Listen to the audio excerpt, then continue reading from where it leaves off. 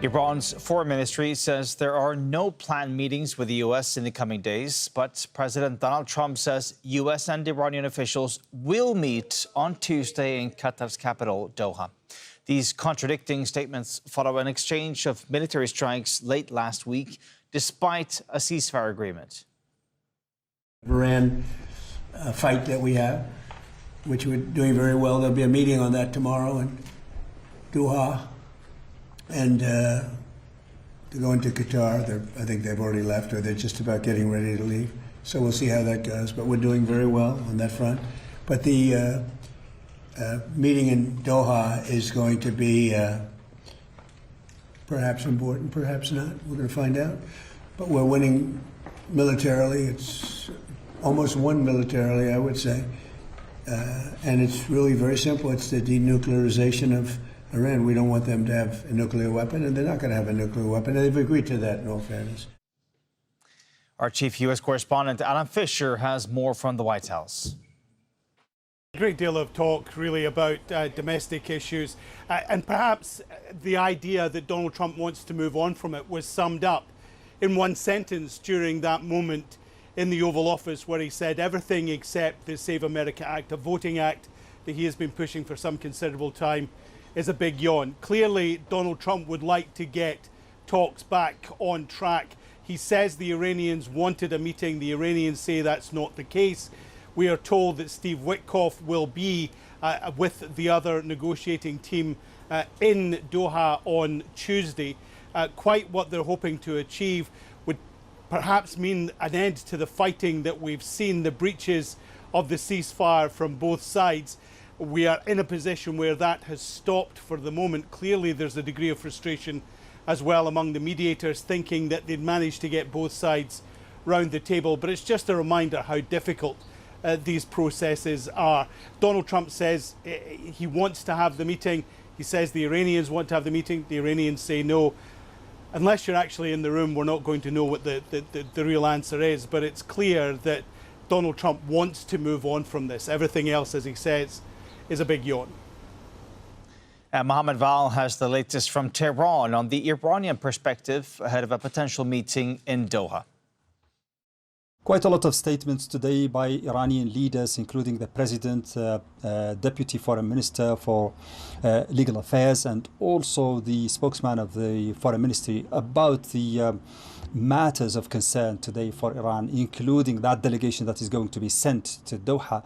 Contrary to what the Americans say, there will be, according to the Iranians, no high-level delegation for direct talks with the Americans in Doha. There will be a technical team that will be sent there to discuss not the next phase of political talks between the two countries, but rather the implementation, the level of implementation and the status of the implementation of the memorandum of understanding. Iran has lots of objections and concerns and criticism regarding the slowness of the pace of implementation, including Article 1 in that memorandum of understanding about the ceasefire in South Lebanon, but also about Article 5.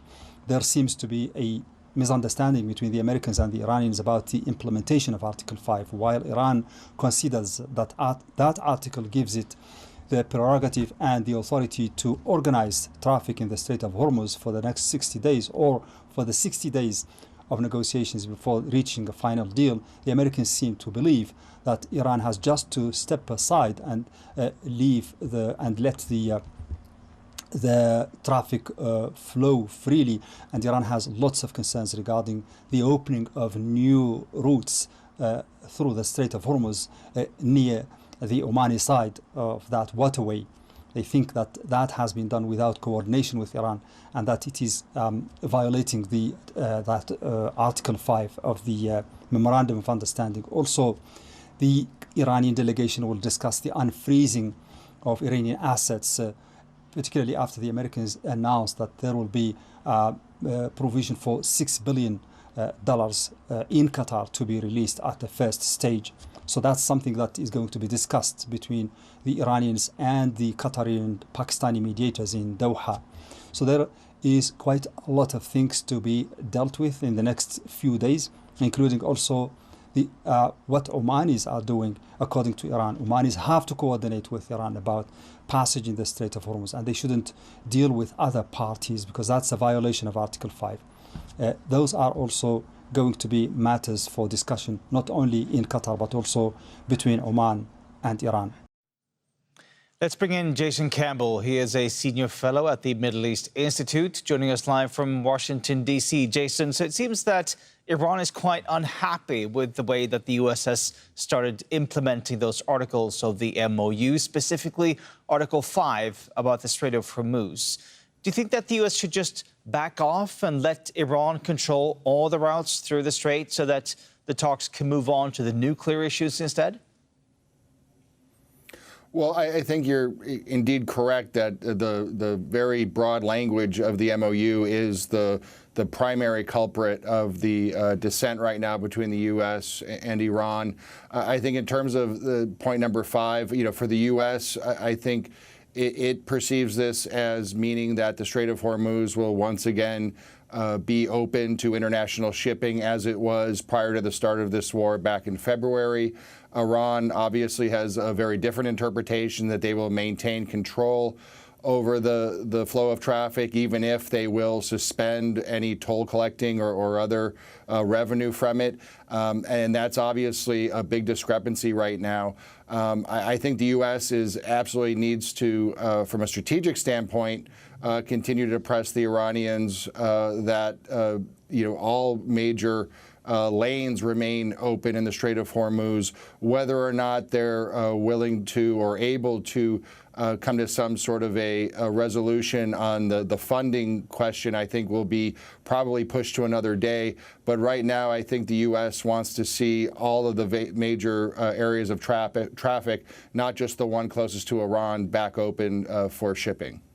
Iran also wants those Articles 10 and 11 to be implemented. That is about sanctions relief and the unfreezing of assets. Do you think the U.S. has been dragging its feet on those issues? Yeah, I think from the outset, again, part of the issue with this MOU, aside from the fairly open language, is the lack of sequencing or the lack of direction in terms of how this implementation phase will move forward from a sequencing perspective. And obviously, Washington and Tehran have very different ideas of what should be prioritized first. I think, yes, absolutely, Washington is probably dragging its feet in terms of the unfreezing of assets, and I think Iran has definitely voiced its concern with that, and that's going to be a big topic of discussion here, even if it's just through mediators in Doha this week. Jason, you mentioned the sort of vague language, but interestingly enough, if we look at Article 13, it talks about the negotiations about the final deal. That's not going to start until the beginning of the implementation of those paragraphs 1, 4, 5, 10, 11, and the continuing implementation of those measures. So you've got Article 13 saying, well, you have to start implementing those other articles, or we're just not going to move on to the later stages of that. Is that another problem that's sort of built into the MOU? Absolutely. Look, I think, ultimately this is very much open to interpretation from both sides. There's enough wiggle room that either side can point to one or probably multiple points and accuse the other side of not doing as much as they could or should in terms of their implementation responsibilities. And I think that's just a reality that both sides had to understand at some point when they agreed to proceed with the MOU as broadly written as it is. And I think that's just going to lead to this persistent level of uncertainty as we move forward. Even if substantive talks do begin, there's always going to be a question of whether one of those previous 12 points is being pursued as it should be by both sides. So at the moment, we've got a situation where both sides ended up signing the MOU, but now it seems like we've taken a couple of steps back. Now they can't even agree on whether or not there's going to be a meeting in Doha on Tuesday. What do you think is going to happen here? Well, look, this is very difficult to predict. I will say that both sides have, I think, tried to take opportunities when they can to score some rhetorical points with their respective constituencies. When you see President Trump talk about, Iran asked for the meeting, Iran is begging for an agreement. And the Iranians are very quick to dispute many of these points as soon as they're made. I think this is just going to be a characteristic of things going forward. I think there will be engagements in Doha this week. Whether or not you get U.S. and Iranian delegations sitting in the same room, I would say probably remains right now below 50-50. But beyond that, I wouldn't speculate. Jason, can I get your thoughts on this post by Donald Trump over the weekend where he again threatened the end of Iran unless they move forward with what's going on there in the MOU? These kind of threats from Donald Trump, and now he announced this meeting on Tuesday. What do these kind of threats do to the sort of environment or climate of these negotiations? Well, it certainly doesn't help in trust building. And I think increasingly it also, I think from the U.S. perspective, you lose credibility when you keep making these types of threats over now weeks and months. If you recall, even early on in the war, there would be threats to increase the amount of bombing being carried out over Iran if certain maximalist points weren't being followed. And now we have the second time President Trump has threatened civilizational destruction if certain things aren't done. I don't know at this point that it's moving the needle all that much from Tehran's perspective, and I think it does just it hurts the credibility of the U.S. side and probably leads to again a slower process going forward.